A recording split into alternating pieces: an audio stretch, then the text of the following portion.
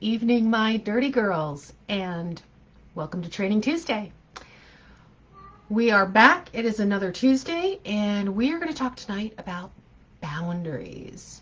So, as you guys are dialing in here and joining me tonight, I'm going to beg for your patience tonight. As some of you know, if you've been paying attention to my Facebook video a couple of days ago, I was sharing with you a trip to I think it was the urgent care clinic at that time with my son who's 19, who was sick. He's still a little bit sick, but being the good son that he is, he has shared it with the rest of us. And so now my other son and I are both wrestling with a cold. How fun. So I'm going to beg your patience tonight in case you hear me clear my throat, pause. I do have a handy cup of tea, just because I may need it tonight as we are talking. So we may go a little bit slower maybe than usual and try to pace myself also so I don't lose my voice, because I woke up this morning and I didn't have much of a voice and I thought, uh-oh, am I going to make it to tonight? So I've been very quiet all day in getting ready for this. So tonight's topic is boundaries, crossing the line, when somebody crosses the line, and what we do to hold our boundaries with both power and grace. And as I was kind of developing this topic and thinking about it, I realized that there's a different angle I want to take to this a little bit tonight. We talk about boundaries all the time. There isn't a coach or some sort of self-care guru out there who doesn't talk about the importance of holding your boundaries and that we have to do this, and it's all about kind of our self-esteem and all of this. And I do want to talk about that because I think there's an angle on this that we forget about. So we get tired of talking about boundaries because we talk about them all the time, and yet the reason we talk about them all the time is because they're so crucial to how we create our lives, to how we show up as a leader, as well as how we show up in every other role that we play, as a mother, as a partner, as a sister, as a daughter, all of that good stuff. So this is not the first time that I am talking about boundaries. It's not the first time I've done a Training Tuesday on it. It's not going to be the last. There are so many layers to this for us to talk about. But tonight, there are kind of 4 chunks I want to go through that I really wanted to share with you. So the first chunk that we're going to talk about is why the boundaries matter, because I firmly believe that when we can connect back to the why the boundary is important, we are far more likely to hold that boundary. So first is why the boundaries matter. Second, we're going to talk about what the different types of boundaries are, because we don't often consciously think through what our boundaries are in the different aspects of our lives. And I think that's important too. And that helps connect us back to our why. So third thing we're going to talk about is how to identify when a boundary is crossed, because particularly if it's a boundary that we haven't clearly and consciously identified, we don't realize a boundary's been crossed till it's already happened. And there are ways for us to sort of identify that and figure out how to move forward with it. And fourth is going to be the options. How do we handle it when someone crosses the line, right? How do we handle that moment with both power and grace? So those are the topics we're going to cover tonight. It's a lot. I realize that. And hopefully I won't take up too much of your time this evening, but I just truly believe this is a rich, meaty topic that we really should spend some time with. So before I dive in, as always, welcome to Training Tuesday. My name is Natalie Hahn. I am CEO of Dirty Girls Consulting. And as I mentioned earlier, I'm fighting a cold, so here's my cup of tea. Thank you, Joyce. She says, hello, tea with honey, lemon, and ginger is good for your throat. It is. Thank you for that. That is true. Ginger can burn, and ginger also is a little bit of a stimulant, which I don't need right now. I do have my lemon, and actually, I'm a huge fan of Earl Grey tea. So, enough about that. You're at Training Tuesday. We're here every week talking about different training topics. I try to keep these conversations to about 30 minutes so that we give you enough meaty stuff to think about and you still have the rest of your day to go on with. Sometimes we run a little bit over. Every now and then we run a little bit under. And as always, I invite you to say hello in the chat. These training sessions are way more fun when it's a conversation and not just me yapping at you. So I invite you to say hello, tell me where you're from. If you're joining us for the first time, welcome. If you're one of my lovely regulars, I'm thrilled to have you here. Joyce is here, Jackie's here. Hey guys. Always happy to see you guys. Always happy to get your comments, your questions. I try to address as much as possible in real time. I do try to look to the side and I try to keep track of the comments. So if you see me looking to the side, I will try to address your comment. And if I don't get it during the training, I will try to get it afterwards. But by all means, share. We're here to share our stories and our experiences, and as well as connect with other women. And I want you to use this time to do that. Hi, Pamela, and thank you. Thank you for joining. From Pennsylvania, excellent. I think that's Jackie's territory too. All right. So the first topic I promised we tackle is why boundaries matter, and we are going to talk about this from a leadership perspective. So, hey Jill, thanks. Good to see you. First thing I want you to do is think about your favorite teacher from high school. We all have one. And if not high school, maybe you have to go back to middle school, but you have a favorite teacher from somewhere in your academic career. The one teacher who had some impact on you, left an impression. And your favorite teacher probably has something in common with my favorite teacher, with all favorite teachers, right? Why are they our favorite teachers? It's our favorite teacher because they were passionate about their subject. They were passionate about teaching because they pushed us to be better at what we were doing, right? To be a better student, to write a better paper, to do better research, whatever it was. Our favorite teachers did not tolerate sloppy work. They didn't tolerate chaos in the classroom. They didn't put up with backtalk. They didn't waste time. They didn't put in a whole bunch of effort trying to get to be your buddy, right? The teachers that we look back on, that we looked up to, were adults. They were adults that we could talk to. They were adults that to some degree we trusted. And these adults had boundaries. That's how they led their classroom. There were boundaries around what kind of conversation was allowed, how you were allowed to speak to the teacher, how you were expected to speak to your peers, right? There were boundaries around when homework was due, what you were doing during class time, right? They had boundaries. With those boundaries, they created a culture in their classroom, right? And they owned it. So when you think about that favorite teacher, think about the kind of environment they created in the classroom for you, right? And the impact it had on you. Now I want you to pivot and we talk about you. And let's shift from the classroom to the business world. Because you as a teacher in a classroom, and if you are a teacher and you can put yourself there, fantastic, you have a frame of reference. But if we pivot this to the business world, it's still you as a teacher and a leader, just in a different environment. And how this shows up, before I talk about how this shows up, first of all, don't get hung up. Do not get hung up on whether you have a title of a leader or a position in the company as a leader, because that's irrelevant. You do not have to have the title or the position to be an effective leader, because the truth is you are already a CEO. You are the chief executive officer. You are the CEO of everything relating to you, of your career, of your personal life, of how you run your household. That's all you and no one else.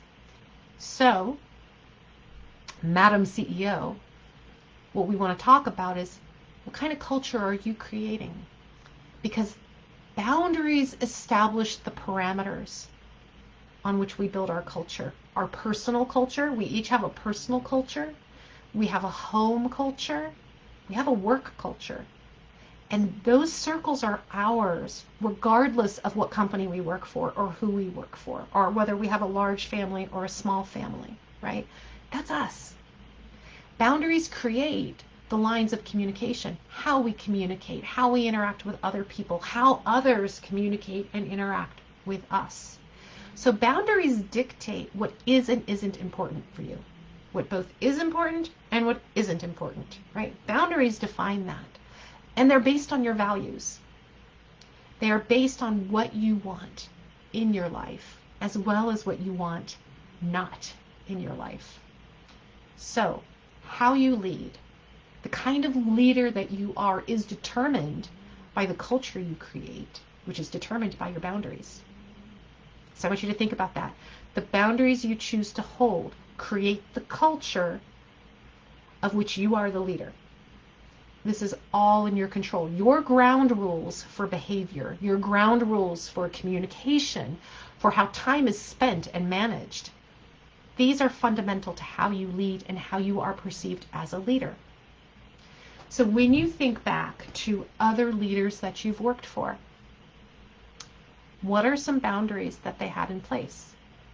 So I'd love for you to share in the chat. If you've had a leader that you loved or you hated, either one, what was a really clear boundary that leader had? If you would drop that in the chat, let me know. Just say hello and let me know what those boundaries were. And hey, Valda, thank you. I'm going to take a sip of tea while you guys think about what that boundary is and share with us. I can tell you that I had a boss his boundary, he had a time boundary. I shared with you a story about my time boundary. He had a time boundary. You had to be 5 minutes early for a meeting, because if you were on time for the meeting, you were late. That literally was his boundary. That was posted in conference rooms, that if he called the meeting, you had to be there 5 minutes early. And that was a boundary he put in place. Like executives, the CFO, and the chief revenue officer would be kind of panicked if they were running 3 minutes early instead of 5 minutes early, because the CEO was adamant that you had to be 5 minutes early. It created a culture, right? It created the expectations for how he wanted us to show up, and he wanted us to show up 5 minutes early. Now, you may have had a boss with a boundary around how you communicate. Like I had another boss, and I did love this boss, but seriously, every other word was the F-bomb. That's how he communicated. That's what he was comfortable with. Every other word, the F-bomb. There are some bosses who tell inappropriate jokes, right? Think about that. That type of communication. It sets a culture. It sets a standard, which you then have to decide whether you're comfortable in it or not, right? You make choices around your boundaries when you are interacting with the boundaries of others. Bosses who insist on business dress, right? There is no casual Friday. Or bosses who insist that you clock in or clock out, right? They're watching the time very carefully. All defines a culture and helps define the leader. So Rose, hey Rose, good to see you. Once a decision was made, my boss did not let fear of not being liked change her decision. So there's somebody who knew how to dig in her heels, right? For better or for worse, not easily swayed. So on the positive, you look at that as somebody who held firm to her decisions and believed in herself. On the negative, you might say, oh, super stubborn. But on the positive, here's somebody with confidence, right? So that's awesome, Rose. That's a great example. So can you see how these boundaries establish culture, right? They establish communication. They establish how you're perceived as well as how you behave, both you and the people around you. They establish the acceptable standards of work.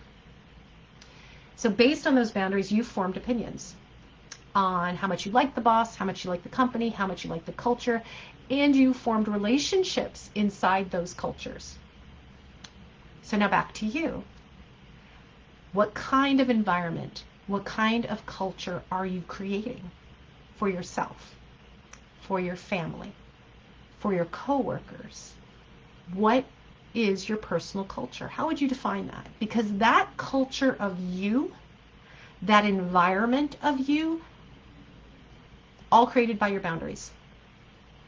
And this is the foundation. This is the foundation of you as a leader. It is the foundation not just of you as a leader, it is the foundation for your life. Your boundaries are the parameters for your life. So this is the why it's so important, because we operate from this foundation of our boundaries. And when we don't hold our boundaries, we do not have a clear and firm foundation. We feel lost, right? We feel like we're always at the whim of somebody else. We feel like we're out of control.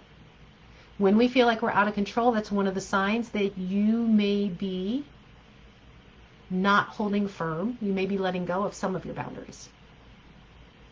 So in the effort to clearly identify our boundaries, let's talk about the different types of boundaries there are. We often easily think of physical boundaries and sometimes like personal space boundaries, but we don't always think of the others. So I want to go through what the most common boundaries are that you should be consciously thinking about. And first is physical, right? The rules by which you protect your physical space. And that might be something like, you know, friends don't drop by without calling first, right? You're protecting your physical space.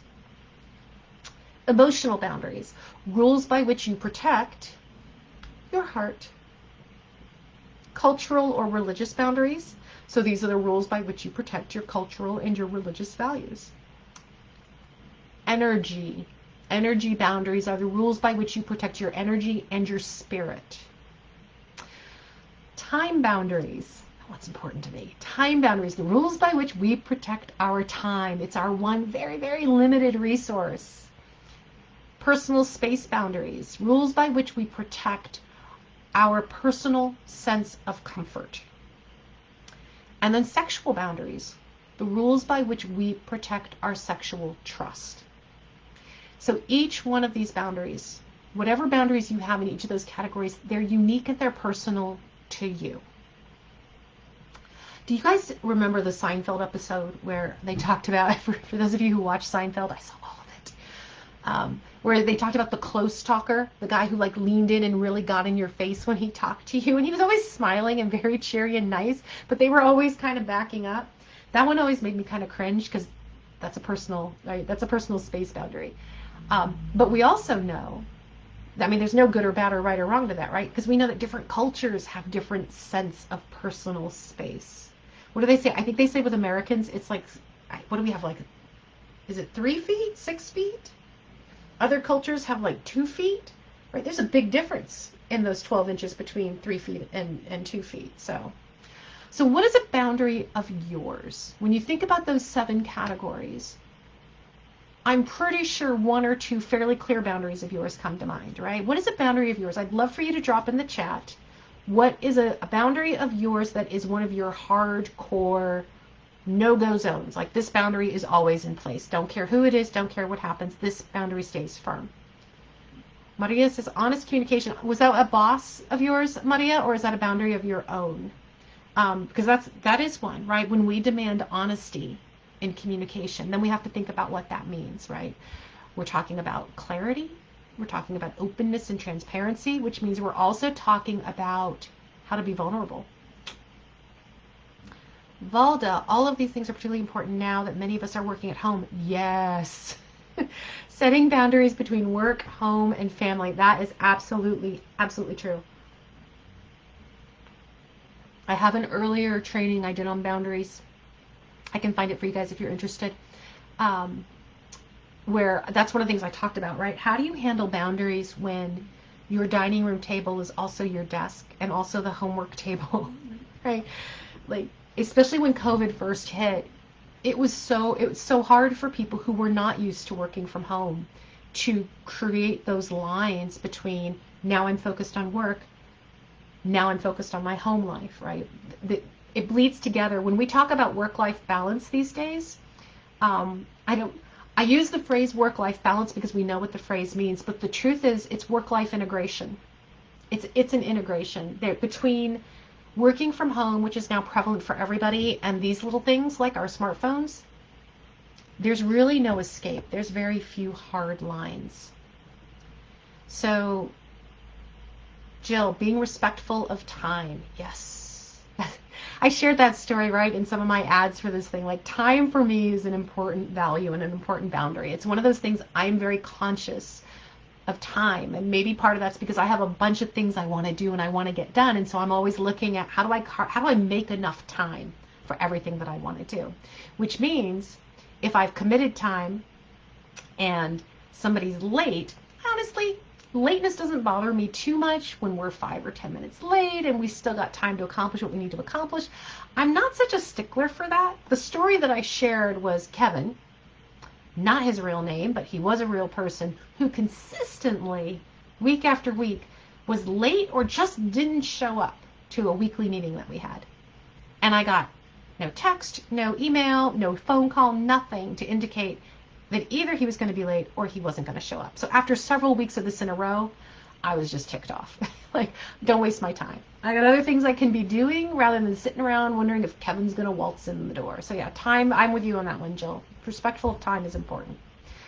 Maria, your own. So honest communication is your own boundary. Absolutely. Rose, working on the boundary of when I'm off from work, I'm off. Isn't that a good one? To be able to put down the phone or at least not check the email, right? So all of these, right? These are great, guys. These are all your boundaries. Now think about that. The boundaries that you put in place are creating the life and the lifestyle that you want to live. So I encourage you to go through all 7 of those categories. And I have a worksheet that I'm happy to send you guys. I'll talk about it a little bit more at the end. That just gives you a space to think about all 7 categories and figure out what your boundaries are. And the reason why I want you to have the worksheet is because once you're clear on your boundaries, you can actively get into the 4th thing we're going to talk about, which is how do I hold my ground? But first, 3rd category. So we've talked about why they're important. They're important because our boundaries are actually core and integral to who we are and how we live our lives. 2, the different types of boundaries. There are the 7 categories. 3, how do you know when a boundary has been crossed? We think it's obvious, but sometimes it's not, especially if it's a boundary that we hadn't realized was such a firm boundary until the moment it's crossed. Right? Or a boundary we hadn't fully verbalized until the moment it's crossed. And what makes boundaries funny and difficult is that we get triggered. That's our first clue that some kind of boundary has been crossed. We get triggered and not in a good way. So when boundaries are in place for 2 reasons. 1, to keep the good stuff in our lives protected, right? We want to hold on to the good stuff that we've created. And 2, to keep out the stuff that we don't want. And the stuff we don't want, it doesn't have to be evil stuff. It can be innocuous stuff, right? So here's my boundary. Here's my life that I've created and I love it. And I don't like jelly beans. I don't like jelly beans, so I don't have them in my life. Like, is that a really hard and fast boundary? No, but I'm just trying to give you an example. Jelly beans don't come in my world because I don't like them. I have no use for them. Other people may love jelly beans. Fine, it's in their world, not a boundary for them. Boundaries are to protect the good stuff we want and to just keep out the other stuff that we have little interest or no interest in. So when a boundary has been crossed, we are now vulnerable, right? We've been triggered because we are now vulnerable. Something has crossed our boundary and now we're at risk. The good stuff is at risk. The icky stuff we didn't want might be seeping in. And when we feel vulnerable, fear is triggered, right? The fear of, oh my God, what's going to happen? What happens if the icky stuff gets in? What happens if my good stuff is at risk? How is this impacted? And when our fear is triggered, it is the beacon light for our gremlins to come running. The gremlins are the inner critic, right? The voice in your head that consistently tells you you're not good enough, you're not smart enough, you're not thin enough, you're not fast enough. It starts telling you your boundaries are bunk. Your boundaries don't matter. And so we start to question ourselves. We start to question our boundaries. We think maybe I'm being too rigid. Maybe I'm being too tough. Maybe I'm too sensitive. Maybe this person is right and I should just let it go. We question why we put the boundaries there in the first place. We doubt ourselves. And then we doubt if our boundaries actually even matter. And then maybe you decide it doesn't matter. I can put up with this. It's fine. It's fine. How many times have you said that? It's fine. I can deal with it. You can tough it out. Because you're capable and you're smart and whatever. You can tough it out. So here's the thing, my lovely ambitious women, here's the thing. Toughing it out is not creating a life that you want. It's not creating a life you love. It's not creating the career path you want. It is not creating anything that you want. Toughing it out, when a boundary has been crossed and you let it go, toughing it out is how you are tolerating what other people want. Not what you want, but what other people want. The other people who are crossing your boundaries. You're living their life. You're living their values at that point, not your own. Now, at the same time that you are talking yourself out of holding your boundaries, right? You're telling yourself that you're being too sensitive or you're being too rigid, or yes, Joyce, that's a perfect one. Maybe I'm expecting too much of other people. Precisely. The same time that this is going on in your head, do you know what else is happening? You're feeling a little nauseous, getting a headache, feeling tense. You might have a lump in your throat. You might have tightness in your chest. And you probably feel like crawling into a cave and just, everybody leave me alone. At the same time that your mind and the little gremlin voice that's very active and taking over your brain, the same time that all that doubt is going on, your body is telling you your boundary is being crossed and this is not good for you. Not good for you. Your body is begging you to hold that boundary. The question is, do we hear it? Do we pay attention to it? Are we just ignoring it? Your gremlin-infested mind is rationalizing that it is just easier. It's just easier if you let it go. It's easier if you just give in to what everybody else wants or is doing. It's just easier. And maybe it is. Maybe it is easier, but it's not better. It's not better because it's not in alignment with you.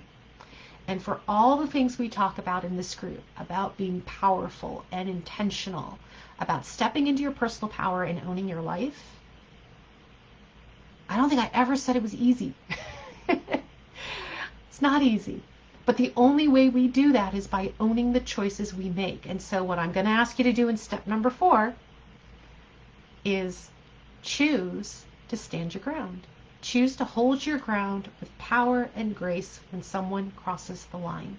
So I know that we're already at 6:30 and I'm actually going to go on for a couple more minutes because I've got this 4th point to get through. So if you can stick with me, please do. How do we hold our ground when someone crosses the line? 3 simple steps. Well, technically 4, but we'll start with this. First is to recognize it. First is to pay attention. When you're triggered and you feel vulnerable and the gremlin voice is popping up and suddenly you've got that knot in the pit of your stomach, pay attention. Your body reacts faster and gives you more information way faster than your mind, and it's usually more accurate. So recognize, I'm having a moment. I've been triggered and I'm having a moment. That's step 1. Step 2 is hold that moment and breathe. I know that's so cliche at this point, right? Every coach and self-help guru and your mother, everybody tells you to breathe. But the truth is, that is something we can control. And breathing does regulate our blood flow, air coming in and out of our body and in and out of our lungs, and it slows us down. And that's what I want you to do. In that moment when you feel triggered, I want you to slow it down. Because when we're triggered, right, when that boundary is crossed, what happens? Our heart starts pumping and our mind is racing and the gremlin voice is jumping in and trying to tell us what to do. And we're ready to react. And that's not what we want to do. When we're going to consciously now enforce our boundaries, we're going to consciously live a life of our choosing. Got to slow it down and not react to the voice, not react to the old patterns. So when you recognize that you're in that moment of being triggered, the second step, hold the moment and breathe. When you breathe, you slow yourself down. When you slow yourself down, you give yourself the opportunity to reframe your mindset. You can say to yourself, I've just been triggered. And now reframe your mindset. Shift how you're thinking about it. Not going to react. And for a lot of my clients, a mantra works. Simple mantra. Something to quiet the gremlin voice.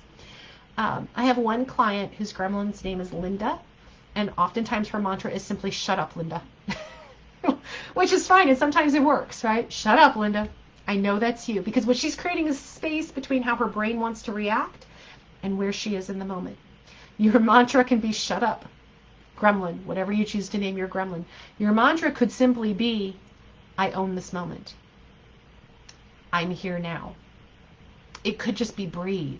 But whatever it is, give yourself a phrase to anchor to pull you into the present moment. Because when you recognize that you're triggered, and then you hold the moment and you breathe and you pause, the next thing you're going to do is you're going to go to your scripts. You're going to go to your scripts. So, third step is use your script. What scripts? Let me tell you what scripts. So, there are some very simple phrases you can use when a boundary has been crossed to just flag. A boundary has been crossed and we're going somewhere different here. We've got to pivot. You can catch it in the moment. Now, there are scripts for after. If you don't realize till after the moment has passed, ooh, that crossed a boundary and I'm not comfortable with that, and you have to go back and have a conversation, there are scripts for that too. What I'm going to give you right now are just a couple of phrases that you can use. One is, you're in that moment and somebody's crossing a boundary. Maybe they're asking you to do something or participate in something that you don't want to do. Simple phrase. That doesn't work for me. Right there, you've put a stop to it. That doesn't work for me. Second phrase you could use in a situation like that is, could we try something different? Which means, not only does that not work for me, but I have a suggestion for a different way we can go. You want me to write that blog? That doesn't work for me, but could we do something different? Because I think so-and-so. I think Kevin would be really great at writing that blog. And he has more time to focus on that than I do right now. What do you think? You can say, I can't. I have a commitment. We're talking about holding our boundaries, right? When somebody is pushing us to do something or to move into action that we don't want to do, or they're coming into our space. Simplest and shortest phrase, no. No is a way of holding your boundary. Now, there are a bunch of other phrases you can also use. The point is to practice them. And the reason I want you to practice them is because when we are starting something new, when we are working against a pattern, and our pattern has been people pleasers, so our pattern has been to always say yes, then saying no feels very foreign and very wrong. We feel mean, we feel selfish, we feel like we're going to be judged, right? So we don't want to say it. But if we practice the phrases that we are going to say, I'm sorry, that doesn't work for me. I'd like to try something different here. I have another suggestion. I can't do that. I have a commitment. When we practice these, literally verbally practice the phrases, we then can rely on the words to overcome the pounding in our heart, because that's what's going to happen. Now, another phrase that you can use, and you can use it in the moment and you can use it after the fact, is it's a structure. I'm going to give you the structure and then I'm going to give you an example, right? So the structure is, I feel this way, fill in the blank, anxious, sad, angry. I feel blank when this happens. So there's your first statement. I feel blank when this happens. What I need is, and there's your boundary. So what it looks like is, I feel disrespected when you interrupt me at the weekly staff meeting. What I need is to be able to complete my thoughts so I can communicate clearly to the team. And you could say that in the moment, or you could go to somebody after the fact, right? After that happened, and say, hey, listen, I want to talk to you about something that happened today. And then you state it. Pamela, how about, I'm not comfortable with that. That's a beautiful one. I'm not comfortable with that. Great. What are you comfortable with, right? It opens the discussion for other alternatives. That's a great one, Pamela. So practice the scripts, because how do you get there, right? How do you get to this place? First is you have to acknowledge your boundaries. Take the time to identify what they are. Remember who you are as a leader. And that's one of the reasons why I want you to go through the 7 types of boundaries and identify what yours are, because the more closely you identify with who you are, how you want to live your life, the more closely you feel that and can verbalize that and can anchor into that, the more likely you are to hold on to your boundaries. Now, you can create a vision board, you can create a mission statement, but I want you to do something that concretely puts your vision of who you are as the CEO of your career, as the CEO of your home life, as the CEO of your life overall. Something concrete that reminds you what these are. right? What are the values and boundaries that matter to you for you to show up as the leader that you want to be, right? Who is that person? So that's one thing you have to do. Acknowledge your boundaries. 2, you have to believe in yourself. We don't hold our boundaries if we don't believe in them, if we don't believe that we deserve them. And the truth is, nobody actually crosses our boundaries. We do. When somebody crosses a boundary, it's because we've allowed it to happen. Whether it's intentional or unintentional, and our boundaries get crossed unintentionally all the time. People aren't necessarily evil and looking to do that. They don't know. But they don't know if we don't hold it. The only way to preserve your boundaries is that you have to be willing to uphold them yourself. That's your job. Remind yourself that you don't owe anyone an explanation. You don't owe anybody a defense of why your boundaries are what they are. They're your boundaries. They're for you. You don't have to explain it to your partner. You don't have to explain it to your children, to your parents, to your coworkers, to your boss. If you have a boundary, it's yours. There is no reason for you ever to feel defensive about what you're trying to protect and create in your life. It's yours. I cannot emphasize enough. Practice the scripts. Just practice it. It is so uncomfortable for us to think about disappointing someone else, to think about pushing back, right? We're so afraid that they're going to think we're selfish, or they're going to think we're mean, or that they're going to make fun of us, right? We worry about that. If you practice the scripts, then when you're at that moment, when you're nervous, when you're at that moment where the heart is pounding and your face is flushed and you open your mouth and like you've forgotten everything, those words will be automatic. You will know them already and you just have to utter them. They won't be so new to your tongue that you can't say them. When you say the words and you believe you deserve your boundaries, they become really easy to hold.